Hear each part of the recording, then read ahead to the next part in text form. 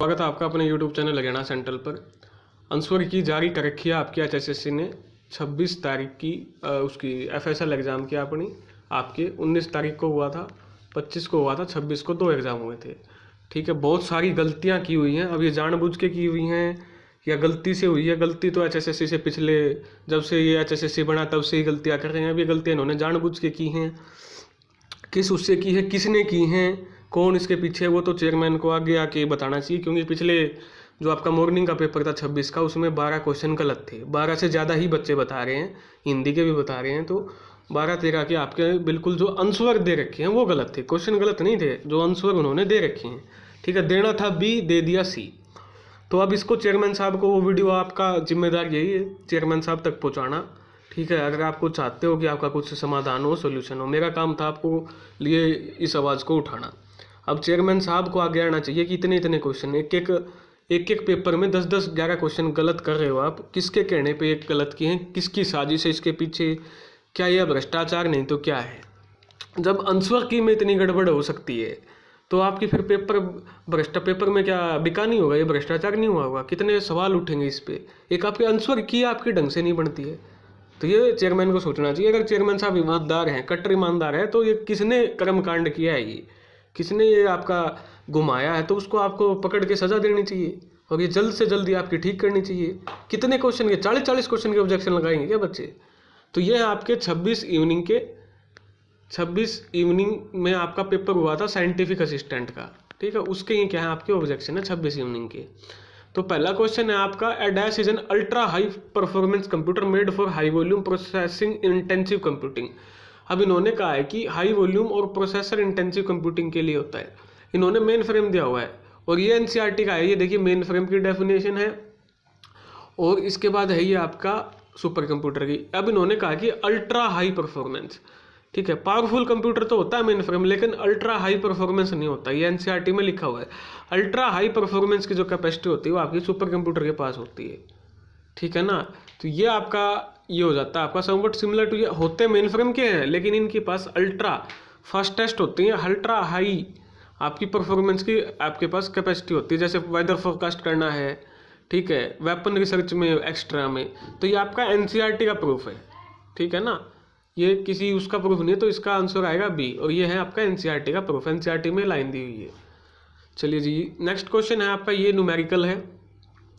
एक whole 15 metre लंबा है, 10 मीटर चौड़ा है। If the sum of area of the floor and the ceiling is equal to this areas of the 4 walls. Volume पूछिए whole की, simple सा आपका ये देखिए, ये आपका होल की लेंथ इतनी है, होल की ब्रेड्थ इतनी, सम इतना हो जाएगा। वॉल्यूम ऑफ होल ये आपका लगा लोगों के 900 मीटर क्यूबिक आएगा। आप इसको आराम से निकाल भी सकते हो। जब आप इसको निकालोगे तो इसका आंसर भी आना चाहिए, लेकिन इन्होंने कितना दिया हुआ है, ए दिया हुआ है, जो कि सरासर गलत है। मैथ के तो इन्होंने पता नहीं क्या नफरत होगी मैथ से या क्या किया इन्होंने, क्या गड़बड़बाजी की। मैथ के तो सारे गलत कर रखे हैं। नेक्स्ट क्वेश्चन है आपका, dash program which are design to replicate. उनको इस तरीके से बनाया जाता है कि वो रेप्लीकेट हो सकें और दूसरे प्रोग्राम के साथ अटैच हो सके एंड परफॉर्म कर सके अनसोलिसिटेड मैलिशियस एक्शन। इसका वायरस दिया हुआ है, ये भी ठीक उत्तर है, वायरस भी, लेकिन इसका मैलिशियस जो कोड है वो भी ठीक है। इसके एक से ज़्यादा उत्तर ठीक है। मैं ये नहीं कह रहा हूँ कि वायरस गलत है, इसका वायरस भी आ सकता है। ठीक है, और इसका मैलिशियस कोड भी आ सकता है, क्योंकि जो मैलिशियस कोड होता है, ये देखिए मैलिशियस कोड जो है ये आपका एनसीईआरटी का। Malicious code is any type of code that causes harm to a computer system और नेटवर्क। जो मैलिशियस कोड होता है उसमें क्या क्या हो सकता है? मैलिशियस कोड में ही वर्म हो सकते हैं आपके, मैलिशियस कोड में आपका वायरस हो सकता है, ट्रोजन हो सकता है, रैंसमवेयर हो सकता है, लॉजिक बॉम्ब हो सकता है एंड अदर मैलिशियस प्रोग्राम। ये सारे के सारे क्या होते हैं? मैलिशियस कोड होते हैं। और ये आपकी लैंग्वेज यूज करते हैं to threat actor to communicate with computer, ताकि वो कम्युनिकेट कर सके कंप्यूटर के साथ। ठीक है, तो इसका वायरस भी आएगा और मैलिशियस कोड भी आएगा। नंबर 2। नंबर 3 है आपका, ये क्वेश्चन 25 वाले में भी पूछ रखा है, 26 में भी, दोनों में पूछ रखा है। 26 वाला जो आपका मॉर्निंग का है उसमें इंट्रासेलुलर डाइजेशन इन्होंने सही दे रखा है कि भाई लाइजोसोम में होता है, और अब इन्होंने यहाँ गोल्जी बॉडी मांग रखा है। इतने महामूर्ख ये कैसे हो सकते हैं? आप खुद इसमें अंदाजा लगा लो। ये देखिए आपका लाइजोसोम है, एनसीईआरटी की किताब है आपकी। ठीक है, ये किताब आपकी 11th क्लास की, और उसमें आप जाके देखोगे, ये देख लीजिए, lysosome carry out intracellular digestion in a variety of circumstances. तो साफ साफ लिखा है एनसीईआरटी की लाइन में कि लाइसोसोम आपका इंट्रासेल्युलर डाइजेशन कैरी आउट करता है। उसके बावजूद इन्होंने गोल्जी बॉडी ऑप्शन में दे रखा है, एक उसमें आंसर की में, एक में दे रखा है आपका एंडोप्लाज्मिक रेटिकुलम। तो कैसे, मतलब इतनी मूर्खता कैसे कर सकते हैं, ये आप खुद अंदाजा लगा सकते हो इसका, जब एनसीईआरटी में आपका प्रूफ है। नेक्स्ट जो क्वेश्चन है आपका वो है आपका कि भाई इनमें से कौन सा microscope internal structure thin biological specimen का देखने होता है, पतले पतले। तो सबको पता है कि इलेक्ट्रॉन माइक्रोस्कोपी होती है, और इलेक्ट्रॉन माइक्रोस्कोपी आगे फर्दर डिफरेंट टाइप की है, वो होगी उसमें स्कैनिंग माइक्रोस्कोप आता है, टैम आता है आपका ट्रांसमिशन इलेक्ट्रॉन माइक्रोस्कोप। तो इसका उत्तर आएगा ट्रांसमिशन इलेक्ट्रॉन माइक्रोस्कोप, जो थिन स्पेसिमेन है उनको देखने के लिए आपका यूज होता है। लेकिन इन्होंने क्या दे रखा है, एटॉमिक फोर्स माइक्रोस्कोप। भगवान जाने कहाँ से तो ये आंसर इन्होंने किए हैं। ये देखिए आपका looking at internal structure of the आपका टैम होता है, इसमें इंटरनल स्ट्रक्चर किसी भी ऑब्जेक्ट का थिन इंटरनल स्ट्रक्चर आपको देखना है तो उसमें ट्रांसमिशन इलेक्ट्रॉन माइक्रोस्कोप यूज होगा। नेक्स्ट क्वेश्चन आपका स्टीरियो आइसोमेरिज्म इंपॉर्टेंट कैरेक्टर किसका है। तो भाई ये स्टीरियो आइसोमेरिज्म मोनोसैकेराइड का भी है और डाइसैकेराइड का भी है। अब इन्होंने क्या किया, कुछ जैसे जो ए और सी कोड है उनमें तो इन्होंने मोनोसैकेराइड मान रखे है, उसके बाद जो आपका डी और बी कोड है उसमें इन्होंने डाइसैकेराइड मान रखा है, ठीक है। तो इन्होंने बेवकूफ़ी कर रखी, या तो इसको मोनोसैकेराइड मानो, ठीक है, या फिर इसको डाइसैकेराइड मानो। अब इन्होंने आधे में, दो कोड में तो मोनोसैकेराइड मान रखा है, दो कोड में डाइसैकेराइड मान रखा है।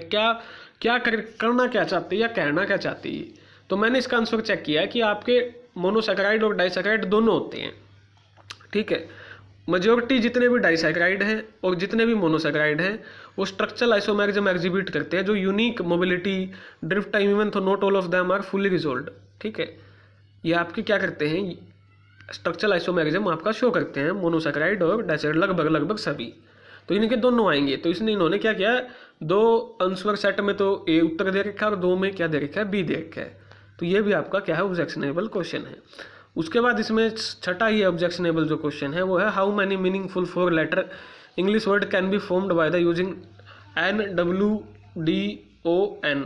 भाई अब इसमें क्या इन्होंने लॉजिक लगाया, इन्होंने 4 दिया होगा ऑप्शन नंबर डी, ठीक है। अब इससे क्या बनेगा वो तुम बना सकते हो, ठीक है। जैसे इन्होंने क्या कहा है, by using each letter only once, हर एक लेटर का एक बार यूज़ करना है।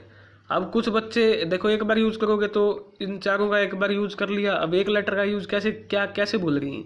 एक तो डाउन हो गया, ठीक है, उसके बाद डी को हटा दो, ओन हो गया, उसके बाद ओ को हटा दो, डब्ल्यू से बना लो, वोन हो गया, और डब्ल्यू को हटा दो, एन से क्या बनेगा, NOW, नाउ बन जाएगा, ठीक है। ऐसे तो 4 बन सकते हैं इसके, ठीक है। अब बच्चों ने भेजा ये कि इस पे ऑब्जेक्शन है, तो आप इसको देख सकते हो कि भाई क्या वाकई में एक आएगा या इसके 4 आएंगे। 4 तो बन गए, ठीक है। अगर एक लेटर को अब ये किस फॉर्मेशन में बनेगा वो आपको चेक करना पड़ेगा कि ये क्वेश्चन कहना क्या चाहता है, ठीक है। तो ये ऑब्जेक्शन थे 26 के इवनिंग में। इसके अलावा कोई ऑब्जेक्शन है आपका जो बच गया है 26 के इवनिंग में, वो बता देना आप, ठीक है भाई। 26 की इवनिंग में इनके अलावा कोई ऑब्जेक्शन बच गया है तो कमेंट सेक्शन के नीचे बता देना या ग्रुप में बता देना। ग्रुप का मैं आपका यहाँ पर लिंक शेयर कर दूंगा, आपको पिन कर दूंगा मैसेज में, वहाँ बता देना ग्रुप में जाके कि जी ये 26 की इवनिंग का क्वेश्चन है जो बच गया जिस पे ऑब्जेक्शन लगेगा, ठीक है। कोई छूट गया हो तो धन्यवाद। जय हरियाणा, जय भारत।